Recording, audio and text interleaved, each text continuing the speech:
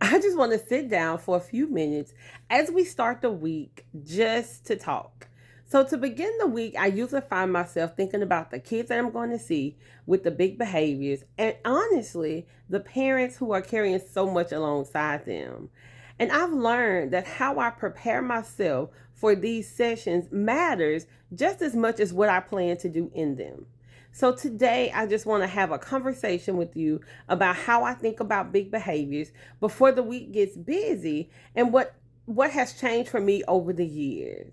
I am Megan Ham. I'm a licensed professional counselor, registered play therapist, and supervisor, and I have spent almost 2 decades working with families who've been in crisis, mostly behavior crisis, and helping parents navigate big behaviors, their responses, and also professionals on how to work with them. This is something I see come up a lot with helping professionals, especially those early in their career. So we spend a lot of time preparing for behaviors, what might happen, what strategies we'll use, what we'll say if things escalate. But we don't always prepare ourselves for how those behaviors might show up emotionally. Like, what would that look like for the family? And what happens is we walk into the week already on edge. We're already waiting for the meltdown. We're waiting for the phone call from the parent. We're waiting for the parent session that feels so heavy before it even starts. And over time, that feeling on edge, that waiting, all of those things that could happen, it gets really exhausting. Not because we're doing the work wrong, but because we're carrying it all alone. And sometimes we have the correct intervention just at the wrong time. So here's one thing I want to offer you as we head into the week. Not a strategy, not a checklist, not something else to add to your list, but just a different way of thinking about those big behaviors. So as I go into my work week for starters, I work on the reframe. Like, I don't prepare for big behaviors by asking, how do I stop this behavior? How do I stop this aggression? How do I stop this, quote unquote disrespect? I prepare myself by asking, what might this behavior be protecting? Because most big behaviors and meltdowns aren't about defiance or manipulation. They're about safety. They're about the nervous system saying, hey, this is too much for me. And so, or it may be the nervous system saying, I don't feel safe, or I don't know how to ask for what I need.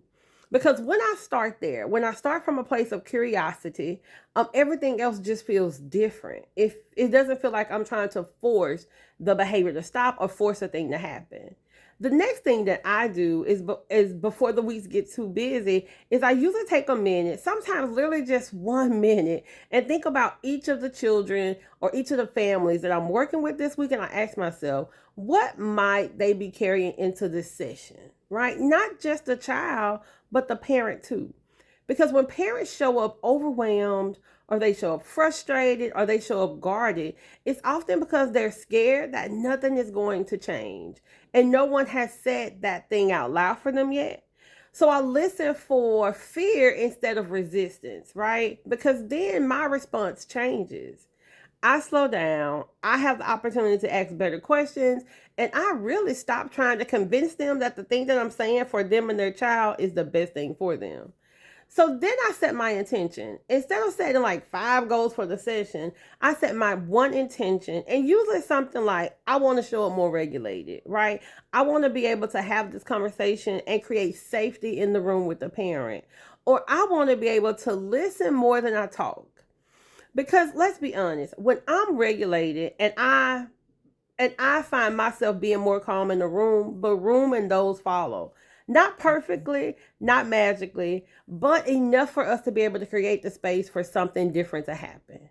And I'll be honest, this way of thinking didn't come naturally to me. Nobody trained me on thinking this way, but early on, I thought good work meant having all the right answers, being able to answer the questions as they ask them, being able to have the right intervention and the right plan.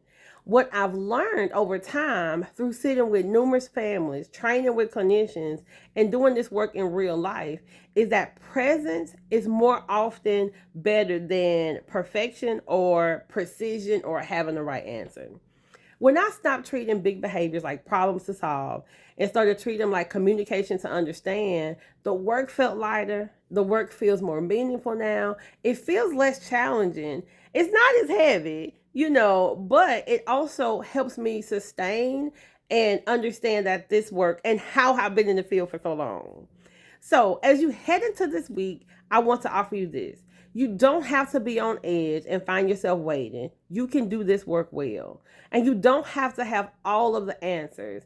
You don't have to fix everything. Sometimes the most important thing that we can do is deciding how we want to show up in the sessions that we're having with parents. If this conversation resonates, just take it with you, right? Let it sit. Think about it. Take it into the week. And this is the work behind the work, right? That we're doing and we're not meant to carry alone. And these are the type of conversations I have with helping professionals all the time. And I'm glad that you're here for them and I'm willing to walk along this journey with you.